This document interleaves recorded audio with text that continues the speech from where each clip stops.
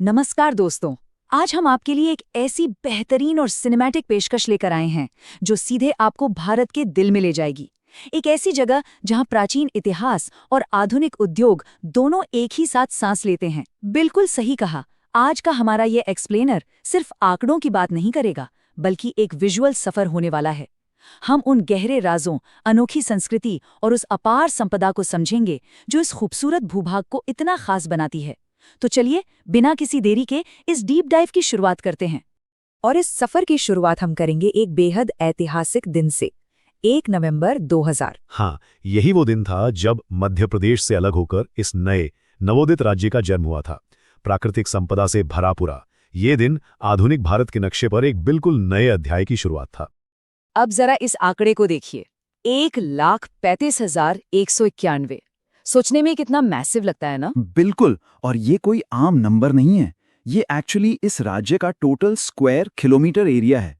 इस विशाल क्षेत्रफल के साथ ये राज्य भौगोलिक रूप से बेहद बड़ा और विविधताओं से भरा हुआ है। हम बात कर रहे हैं दोस्तों छत्तीसगढ़ की।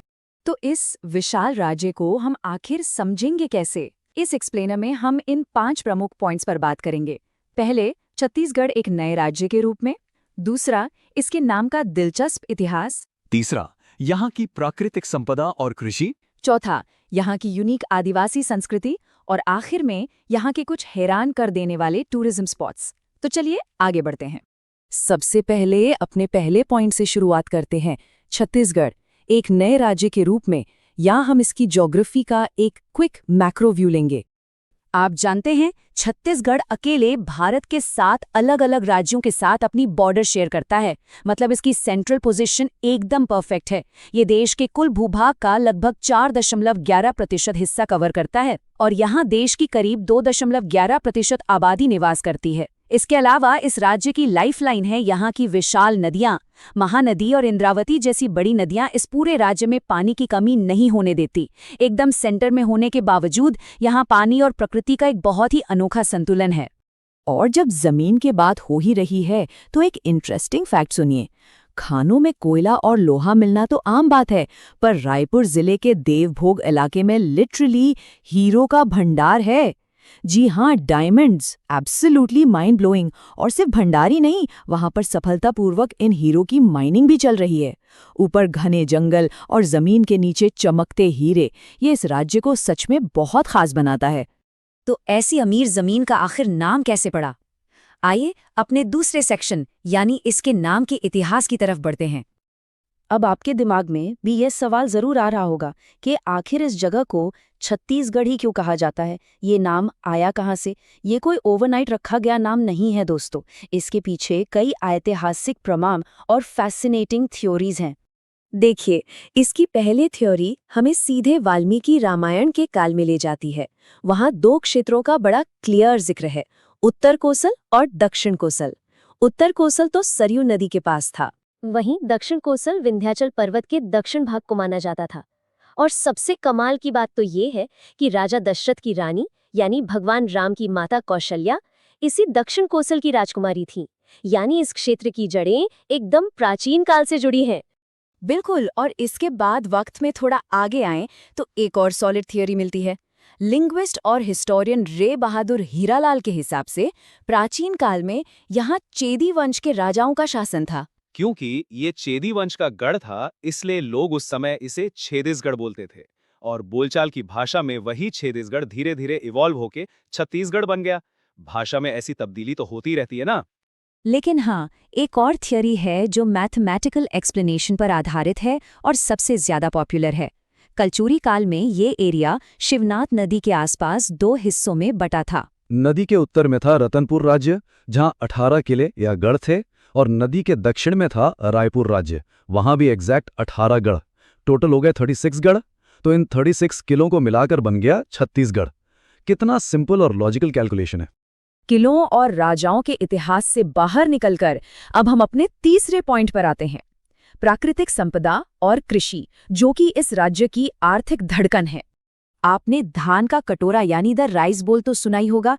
ये छत्तीसगढ़ का शायद सबसे फेमस निकनेम है, लेकिन इसके पीछे एक सॉलिड रीजन है। और वो रीजन है यहाँ की लाजवाब उपजाऊ मिट्टी। यहाँ काली लाल और पीली मिट्टी इतनी अच्छी क्वालिटी की है और सिंचाई की सुविधाएं ऐसी हैं कि किसान आराम से धान की 2-2 फसलें उगाते हैं। खेती सच में यहाँ का बेस और इकोनॉमी की मजबूत रीढ़ है। पर एक सेकंड, आप ये मत सोचना कि ये राज्य सिर्फ खेती पर चल रहा है। एक तरफ धान की हरियाली है तो दूसरी तरफ जायंट इंडस्ट्रीज। बिल्कुल, राष्ट्रीय स्तर की इंडस्ट्रीज यहाँ स्थापित हैं। सोचिए, भिलाई का विशाल स्टील प्लांट, कोरबा में बाल्को, रायगढ़ में जिंदल पावर एंड स्टील और बेलाडीला में एनएमडीसी जैसी मेगा कंपनियां। कोयला, बॉक्साइट और लोहा, इन मिनरल्स का यहाँ इतना बढ़िया उपयोग हुआ है कि यह राज्य आज देश का एक मेजर एनर्जी और इंडस्ट्रियल हब बन चुका है। तो अब इन मशीनों की आवाज और हेवी इंडस्ट्रीज से थोड़ा दूर चलते हैं, एक ऐसी दुनिया में जो इस राज्य की एक्चुअल आत्मा है। हमारा चौथा हिस्सा, यहाँ की अनोखी जनजातीय संस्कृति। बस जरा इस संख्या पर गौर कीजिए, 35। ये नंबर यहाँ की हैरतअंगेज कल्चरल विविधता को दिखाता है। छत्तीसगढ़ में लगभग 35 प्रमुख आदिवासी जनजातियां हैं और इनके अलावा भी बहुत सी छोटी कम्युनिटीज हैं जो इस पूरे इलाके में अपनी एंशिएंट हेरिटेज को आज तक पूरी तरह जिंदा रखे हुए हैं।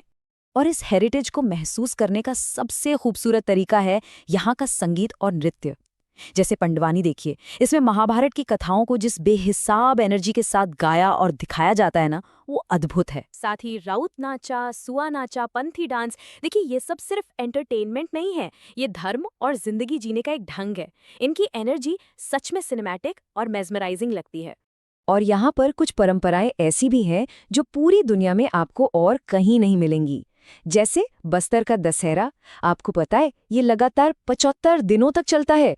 ये विश्व में सबसे लंबा चलने वाला उत्सव है। सही कहा। और दूसरी है मुरिया आदिवासियों की घोटुल प्रथा। ये बेसिकली अविवाहित युवाओं का एक रात का गैदरिंग स्पेस या क्लब होता है, जहां वो मिलते हैं और अपने कल्चर को समझते हैं। ऐसी कमाल की प्रथा पूरे विश्व में रेयर है।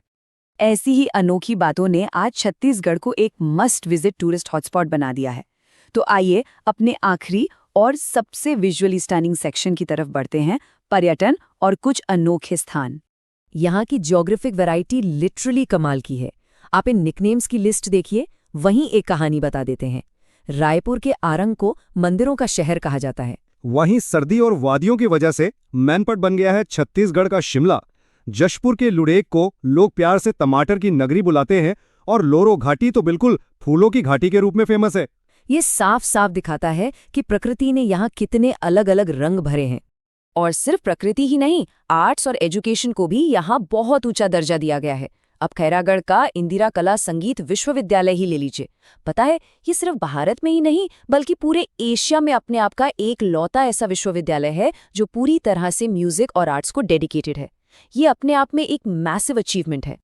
और हाँ, जो लोग एडवेंचर और थ्रिल ढूंढते हैं उनके लिए है केशकाल की घाटी। सिर्फ लगभग 5 किलोमीटर लंबा सफर है, पर दोस्तों इसमें 12 बेहद खतरनाक और घुमावदार हेयर पिन बेंड्स आते हैं। थ्रिल और खूबसूरती का एकदम डेडली, रोंगटे खड़े कर देने वाला कॉम्बिनेशन। तो अगर हम इन सभी बातों को एक फ्रेम में रखें, एक तरफ छत्तीसगढ़ का स्वर कहा जाने वाला दंडकारण्य के अद्भुत दृश्य और दूसरी तरफ वर्ल्ड क्लास इंडस्ट्रीज, तो एक बात एकदम क्लियर हो जाती है, ये सच में देश का एक इमर्जिंग स्टेट यानी तेजी से उभरता हुआ प्रदेश है। Totally agree. एक तरफ वन और मिनरल रिसोर्सेज पर बेस्ड मेगा इंडस्ट्रीज और दूसरी तरफ कमाल की एग्रीकल्चर। ये परफेक्टली बैलेंस्ड डेवलपमेंट इस राज्य को आगे बढ़ने की एक सुपरफास्ट रफ्तार दे रहा है। तो इस पूरे विजुअल सफर के बाद हमारे पास एक आखिरी सवाल बचता है।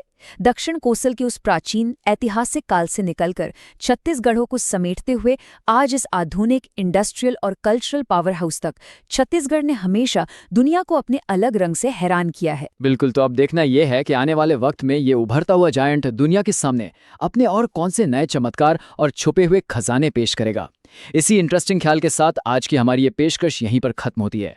मिलते हैं आपसे बहुत जल्द। तब तक के लिए कीप लर्निंग, कीप एक्सप्लोरिंग।